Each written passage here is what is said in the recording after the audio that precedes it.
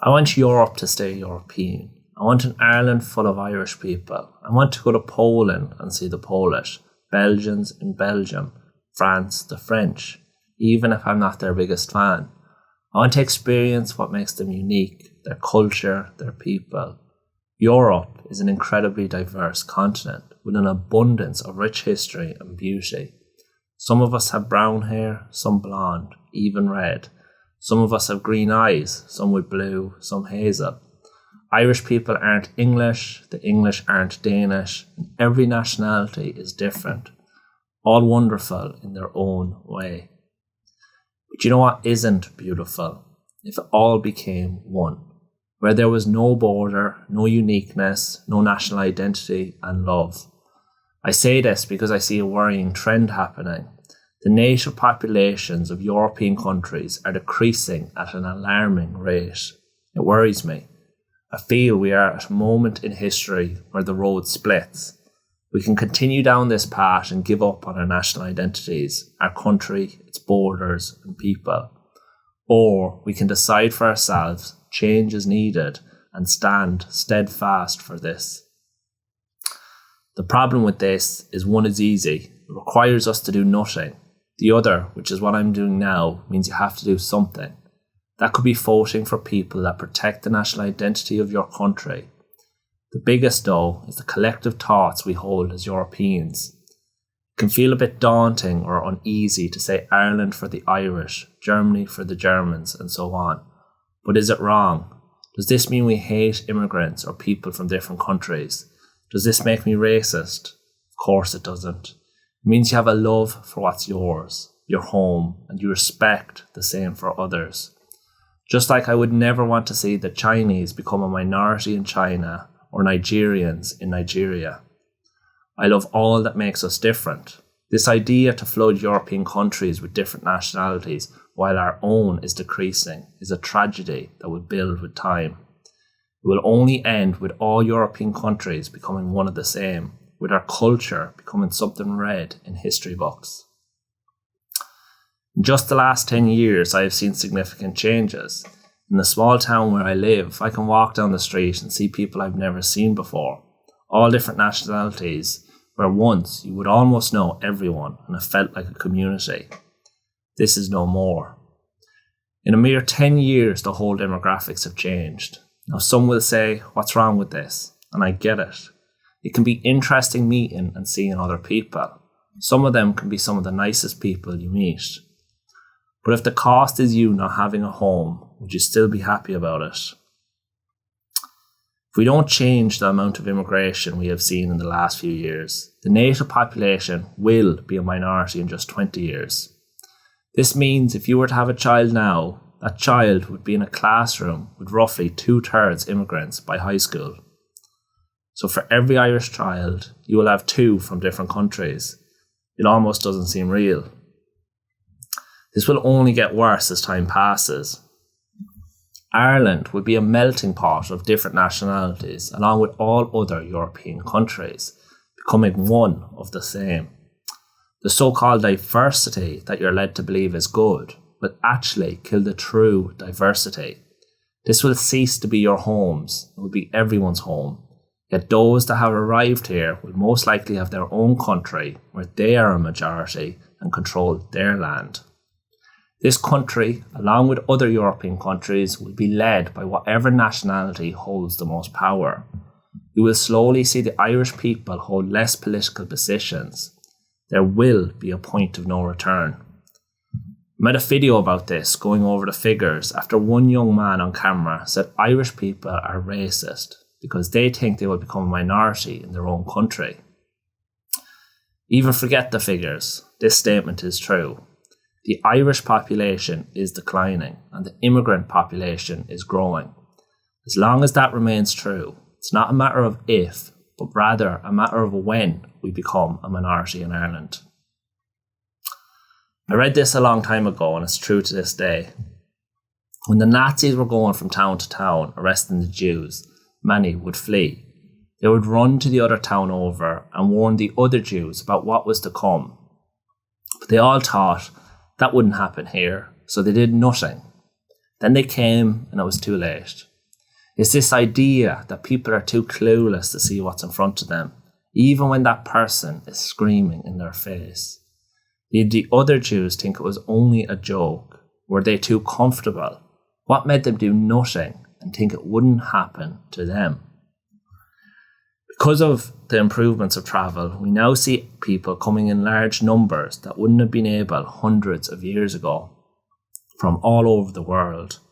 When you look at history too, anytime large amounts of people come into a country, we would call it an invasion. What you call it when you have a political establishment invite them in, all while they tell you it's good and the media machine backs them up. We learn about plantations of Ireland in history books. This was done by the English using force around the 1600s. Over a 10-year period, 120,000 English came over and settled. In just the last year, a single year, we have seen the same number. And we are paying 2.1 billion for it to happen. What do you call it now? I am one man. I don't know how to change your mind. All I can do is try. It will be up to you at the end of the day. Maybe you love Poland and the Polish people. You might love Irish music, the Scottish sense of humour, the Swedish beauty. Whatever the reason, it is so important we value that these native populations stay a majority in their home country. If trends start to show this changing, it is up to us to fix it. Bringing in hundreds of thousands of immigrants doesn't fix a declining native population. Instead, that money should be spent on incentives to make the younger population feel happier and safer to have children. Tax breaks for families, affordable homes, interest-free loans for first-time buyers starting a family. I'd love to start a family. If I had the means, I wouldn't hesitate to have children. I can't wait for the day I am a father and start my own family one day. But they have placed this out of reach for so many of us. Then they tell you what to think and feel, pushing dopamine hit after dopamine hit while you scroll your phone. This makes it so difficult to wake people up, to show them what could be. The truth is, if the government didn't bring in so many different nationalities, your house's rent would be much cheaper. They would have billions of cash to spend on giving you tax breaks or improve your lives in any way we deem fit. Your quality of life would drastically improve. If you think a huge demographic change won't impact your culture or your country, it's wishful thinking.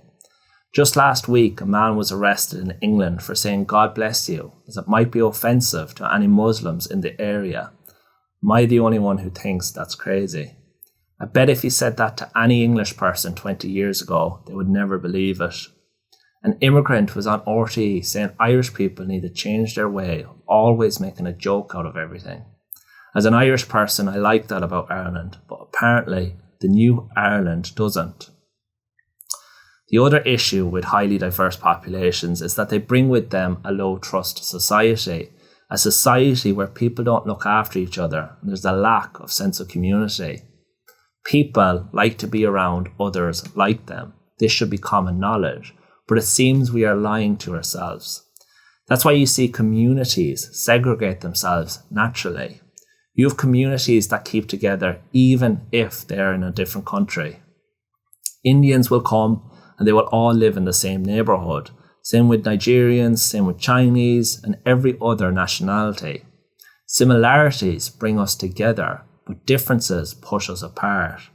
But it's crazy to me people can't see this. This isn't the way to run a functioning society. Communities are safe when everyone knows each other and they have the same beliefs, values and backgrounds. When you have communities that diverge from that, chaos follows. I'm sure most people have lived with others or shared a house. Even then you will have moments you fight over differences, even though you might have grown up together all your life and are very similar. Now imagine if you were completely different. Fill the house with all different people, all with different values and different beliefs. Do you think everyone is going to live in harmony? Maybe the first day might be fun. What about the next day, a week, a month, a year? You can't leave. Everyone is there to stay. All you need to do is take the same thinking and apply it to your local community, town, and country. People prefer those that are similar to them. This is biological. It's inherent in who we are. But we are trying to pretend it isn't. We are acting like children who want to fly, fighting what is just a fact of life. Diversity is our strength is the motto. What strength?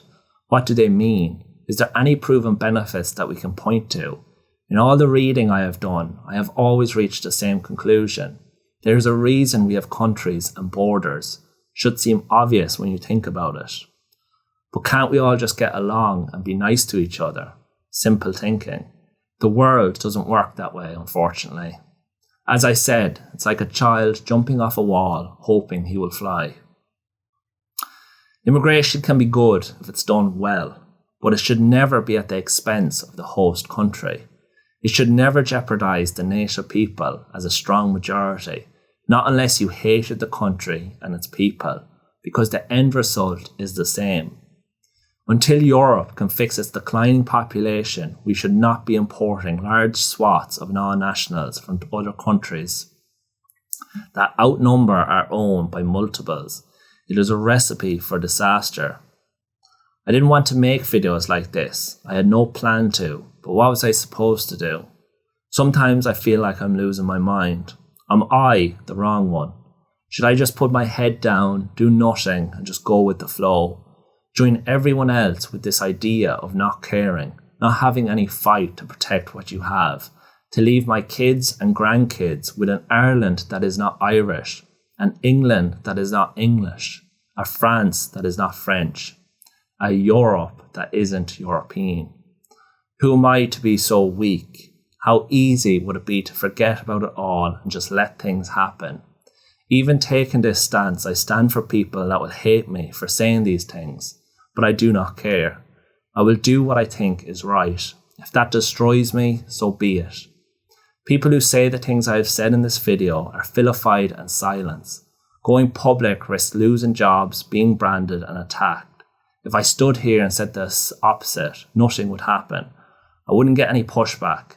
But what am I really saying? Am I saying I hate everyone else? That I hope everyone is miserable? That I don't like certain people?